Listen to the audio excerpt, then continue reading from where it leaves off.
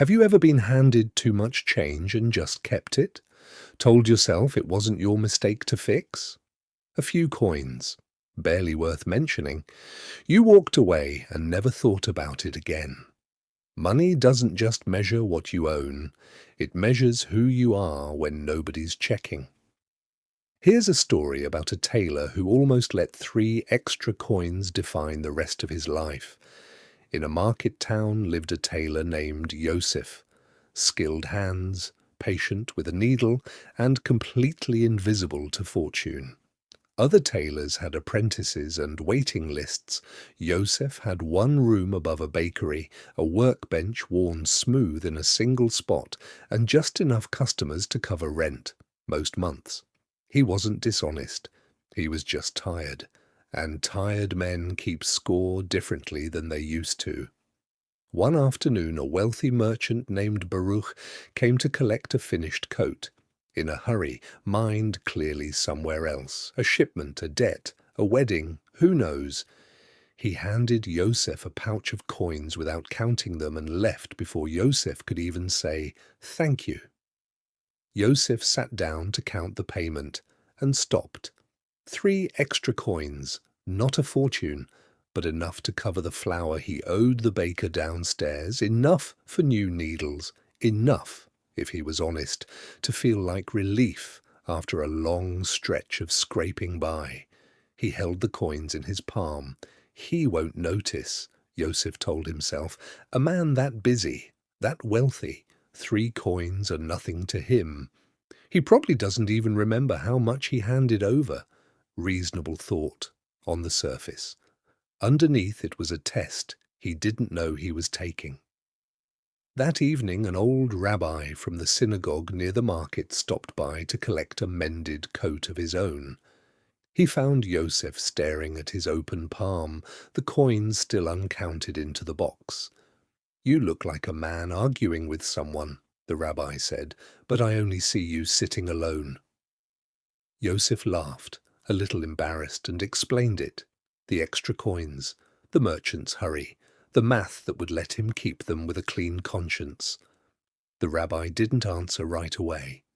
"Let me tell you about a merchant I once knew. His name doesn't matter. What matters is a single delivery of grain." There was a grain merchant named Chaim, famous for one thing. He weighed everything himself twice in front of the buyer. Other merchants thought this was foolish. It slowed every sale.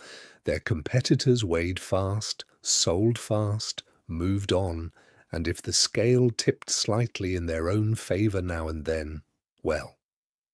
Business was business. One winter, a poor farmer named Levi came to buy grain for his family, enough to last until spring, no more. He counted his coins carefully, the way people do when there's no room for error.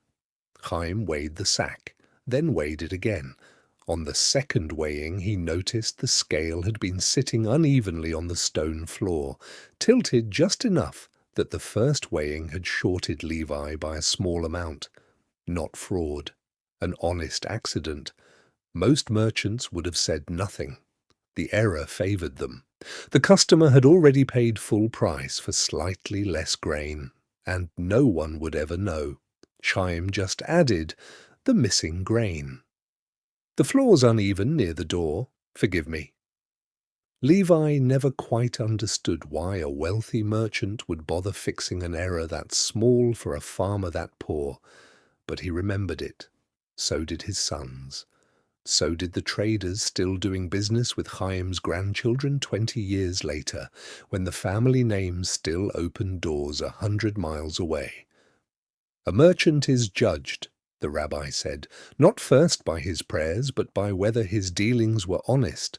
The coin proves the man before he ever opens his mouth." Yosef sat with that a long time after the rabbi left.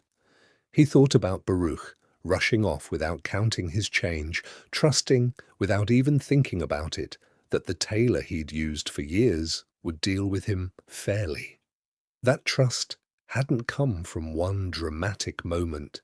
It came from 1,000 small transactions Baruch never had to think twice about. And Yosef realized he'd been about to spend trust that wasn't his to spend. The next morning, he closed his shop for an hour, real money rent he wouldn't get back, and walked across town to Baruch's warehouse.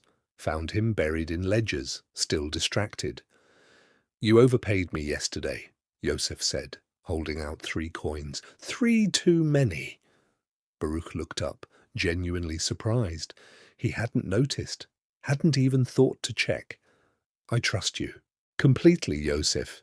You could have kept it, and I never would have known." "I know," Yosef said. "That's exactly why I couldn't." Baruch studied him, the look a man gives when he's quietly deciding something. Then he took back 1 coin and pushed the other 2 across the table. "Keep those, not for the coat, for what you just showed me." Yosef tried to refuse. Baruch wasn't having it. "I've needed a tailor I don't have to watch," he said. "Do you know how rare that is? I've got merchants who cheat me on shipments I can't inspect myself. Partners who round numbers in their favor and call it a mistake. I've spent years figuring out who to trust with things I can't check myself. You just answered that in 1 morning." Within a year, Baruch had moved all his tailoring business to Yosef: coats, uniforms for his shipping crews, garments for family weddings. He didn't just hire him. He told other merchants about him, the way you only recommend someone when your own name is riding on it. Yosef's 1 room above the bakery became a proper shop.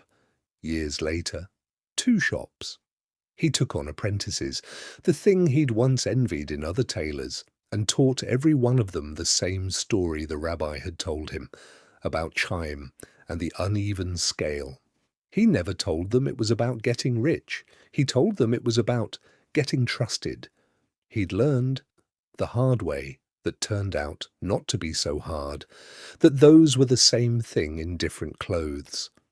Years later, an apprentice asked him, "Was there ever a moment you realized business and honesty were the same thing?"